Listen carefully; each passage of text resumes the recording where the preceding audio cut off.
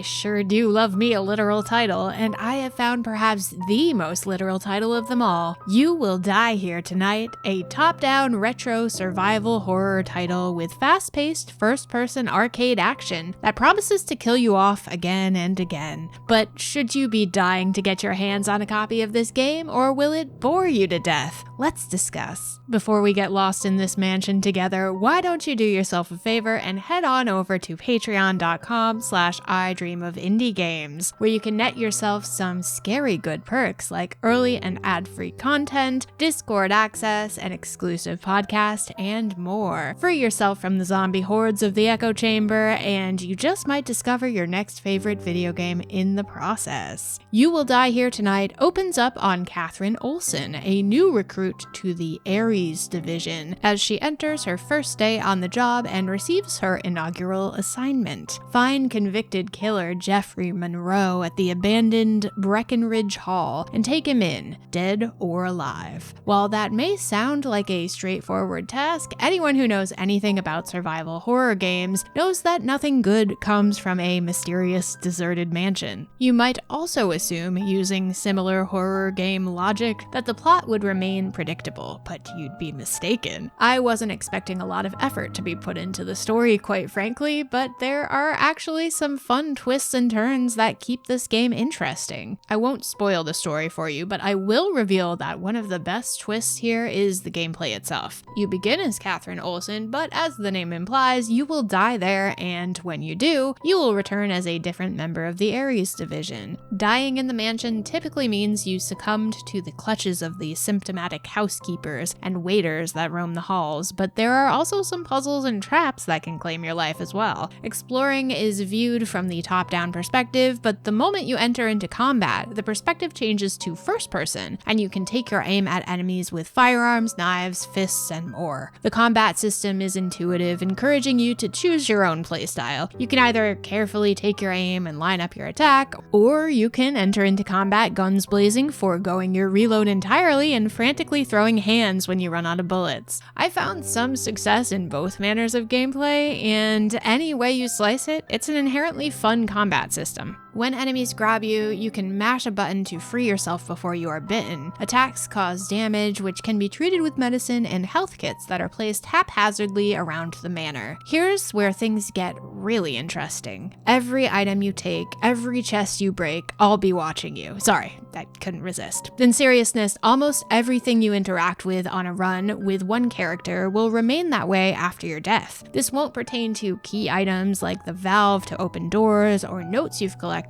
but it does pertain to bullets you collect, pathways you open, and health kits you gather. Oh, and your fallen teammates? Yeah, they're a zombie now, and if you kill them, you can take their stuff back. Did I feel guilty? A little, but I did what I had to do, okay? Don't look at me like that. This also means you'll want to collect items and open chests with some degree of strategy so you don't screw your next teammate over in the event of a death. And you will die here tonight. Probably a lot. It was honestly a really refreshing twist on a genre I already love, and it made me constantly think twice about the actions I was taking. Further adding to the strategic nature of this title, each character plays a bit differently and has their own unique strengths. For example, the game makes it comically clear that Eric is a gun guy. He's such a firearms enthusiast, in fact, that he's able to make upgrades to your weapons. He might not be the sharpest tool in the tool shed, but he knows all about his guns, and that helps a ton. In sharp contrast to Eric, we have Ashley, who knows how to craft healing items and speaks eloquently. Between Ashley's astute observations and Eric's technical know-how and quick quips,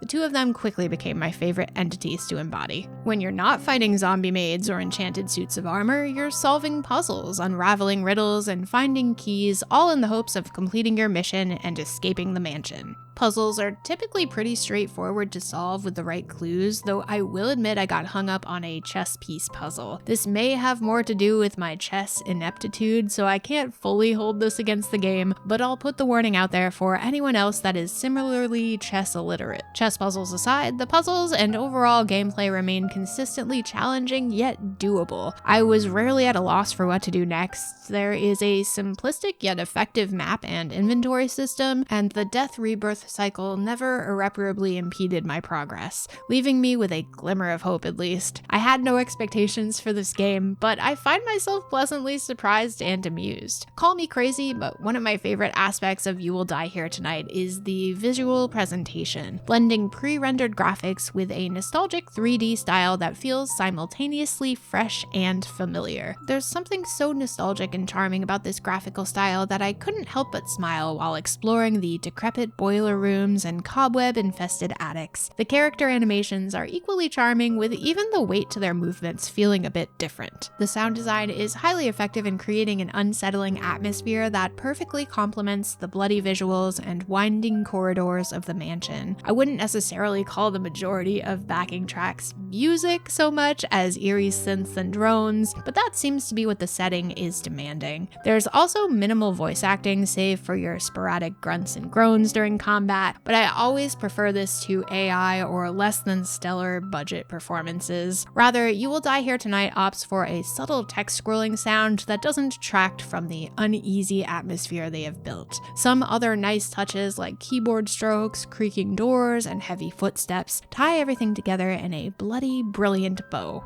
Overall, You Will Die Here Tonight is a highly enjoyable product and my favorite horror-themed game I've played this season.